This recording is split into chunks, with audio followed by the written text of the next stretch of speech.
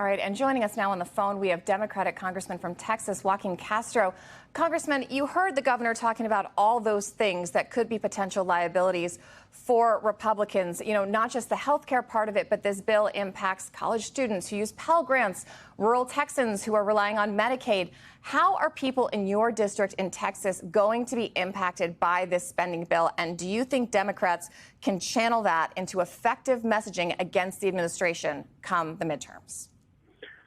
Yeah, it's going to be devastating to people in San Antonio, to people in Texas, and throughout the country.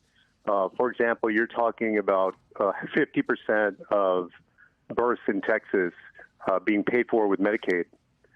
And so, you know, just about every age of life, there is something bad and harmful in that bill for people. It's going to cut financial aid for students, so it's going to make it harder for people to afford to go to college.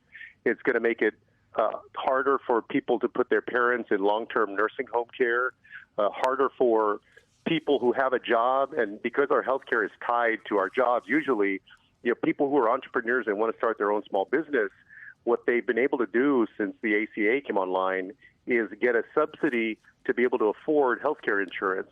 Well, for a lot of people, that's going to be threatened now. And so this is a devastating, vast transfer of wealth from the working class and the middle class up to the wealthiest Americans, the super rich, and the wealthiest corporations.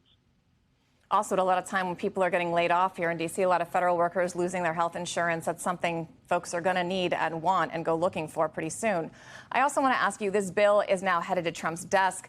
What can Democrats do other than give very impressive, long 8.5-hour floor speeches to try to mitigate the harm you all are saying this bill will cause? Are there things you can do on a state and local level? How can the party effectively counter the Trump administration's agenda and Republicans?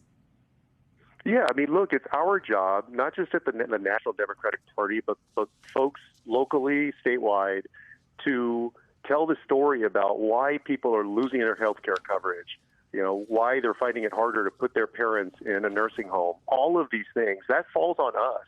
That's the organizing that's going to have to happen for the next 17 months or so before the election, because people have to connect the dots, and that's what we're going to be working on.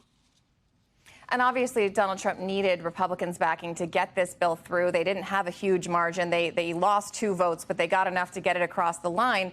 But there was some strong arming or some convincing or some Q&As, depending on who you're talking to bring these people into the fold. Do you think falling in line with the president's agenda on this bill could have a long-term impact, an adverse impact on some of your Republican colleagues? Yeah, I mean, they basically are. A lot of them knew how devastating this would be. They were inclined to vote no. Many of them made statements to that effect about wanting to protect Medicaid, for example. But they're too scared of Donald Trump because they believe if they betray him, if they had voted no, that he would end their political careers or at least their jobs in Congress. And so they had a choice to make.